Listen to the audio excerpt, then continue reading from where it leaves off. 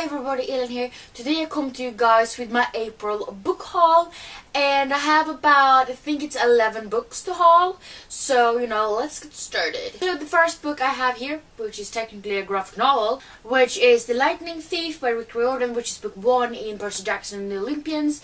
And like I said, this is a graphic novel, so there's pictures in it, and I love, as you know, Rick Riordan's writing. I love his books, and I've read a lot of books by him by now, and I needed the graphic novel, and obviously, of course, I've already read this one, but in this one we meet Percy Jackson, and he finds out that his father is a Greek god, and he has to get to Camp Half-Blood to try to avoid getting killed by monsters and stuff.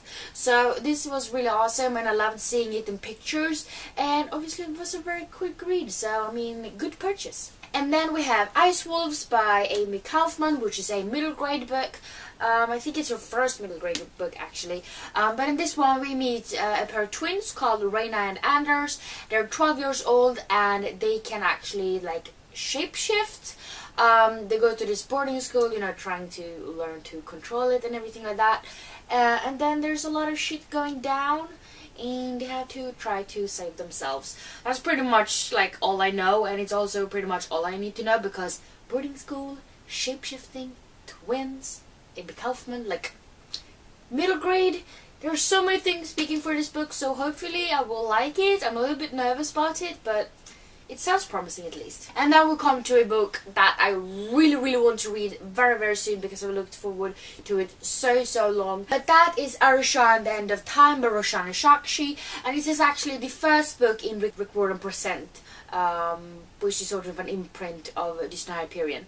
And this one is sort of, Rick Riordan does, as you know, write a lot of books about mythology, but since he said he does not really know a lot of the other mythologies, he actually managed to get some authors to write about the mythologies from their own roots. So Roshana Shakshi has written this mythology book about Hinduic gods, which is awesome, and I know literally nothing about the Hinduic mythology, so I'm really looking forward to reading this because I love mythology. I have never read a Shakshi book though, so I don't really know what to expect, but since Rick Riordan has helped editing it, I do hope I will like it. But it sounds really cool, because we meet Arusha, and she pretty much lies all the time, and she goes to school, but a lot of kids are kind of privileged, they have a lot of money, and they always go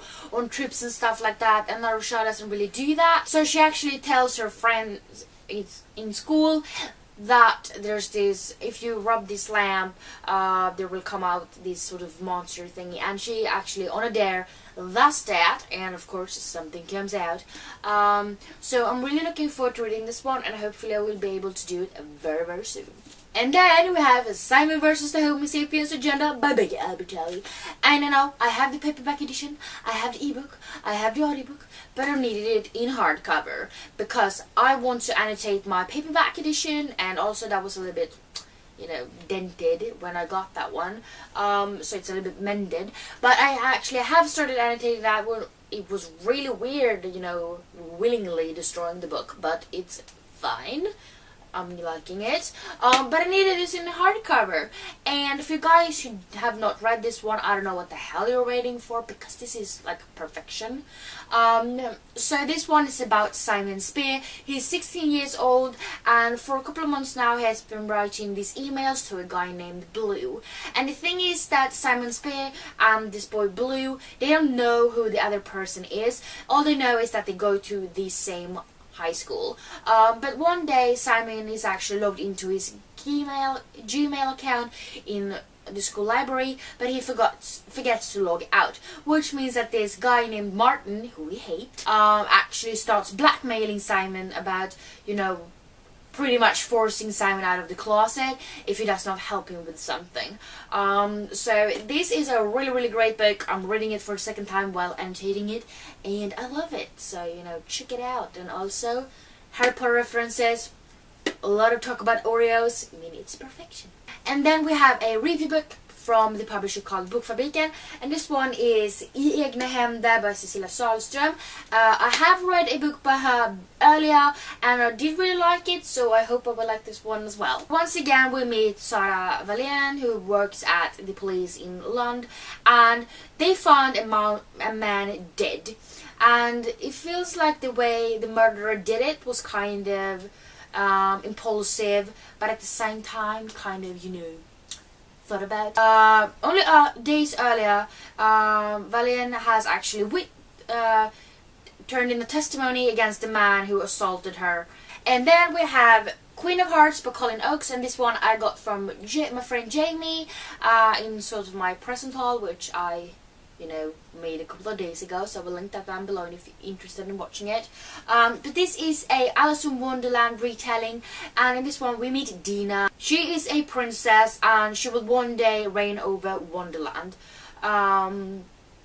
She only longs for her father's approval and a future with the boy she loves. But there's this betrayal who breaks her heart and threatens her throne, and she's actually launched into Wonderland's dangerous political game. So I always love reading a new Alice in Wonderland retelling. I have not read that many, but I've read a few. But I'm really looking forward to reading this one, and I really do like the cover.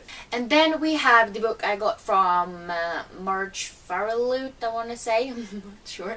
But this is Heart of Iron by Ashley Poston. I did read Geekerella by her, and I really did like it, so I'm really hoping to like this one. But I mean, it's completely different genres, so we'll see how that goes. But it has purple edges. I love that. But this is a sci-fi book.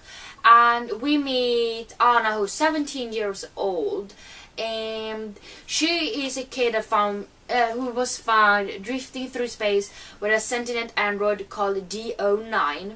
And D09 is actually sort of breaking, and you need this special kind of material to mend it. And there's actually this weird mystical spaceship that supposedly has this material, and Anna tries to get that first to be able to use it to, you know, mend her friend D09. But there's this boy who also wants to get to this material first, and he will use any measure to get there, and it's really hard to tell what it's about because it's really vague and you don't really know what is going to happen like around all that.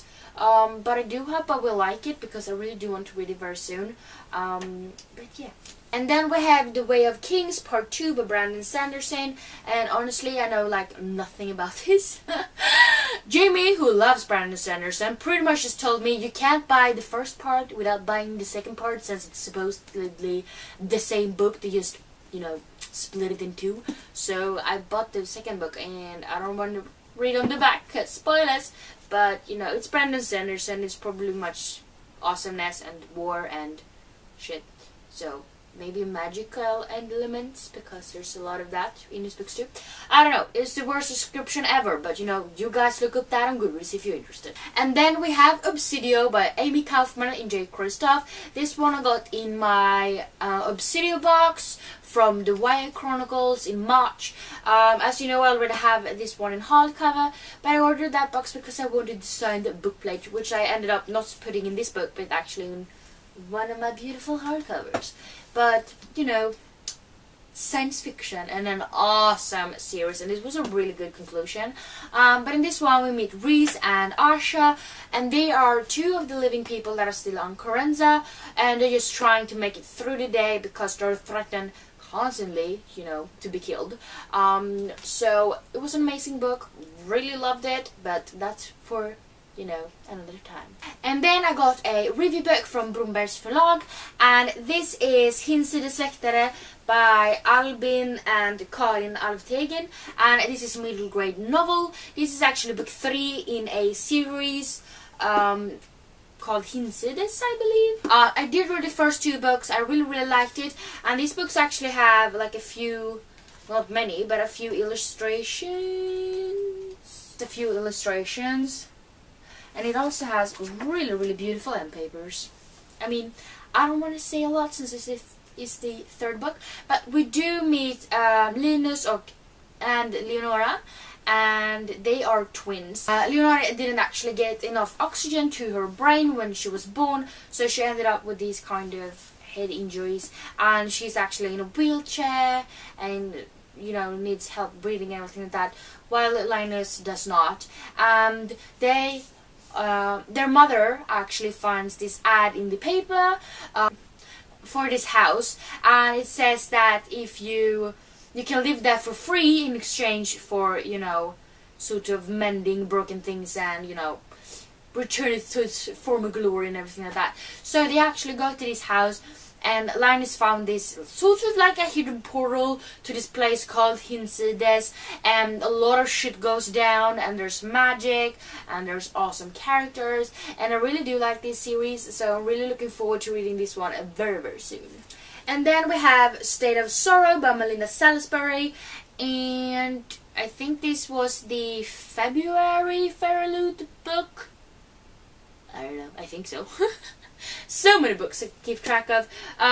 It's really like, I don't know how to describe this book, like, honestly.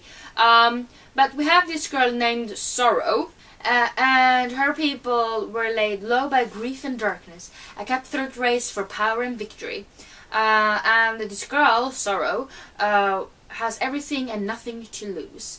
So by day, Sorrow governs the Court of Tears, covering for a grief-maddening father who has turned their once celebrated land into a living monument for the mother who died before she was born. By night, she seeks solace in the arms of the boy she loved since childhood.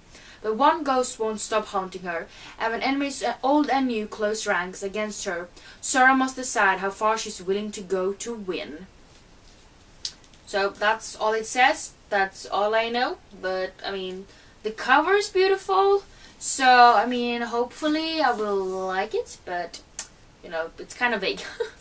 But yeah, those were all of the books I am going to haul today. It was 11, and I'm really looking forward to read, like, pretty much all of them.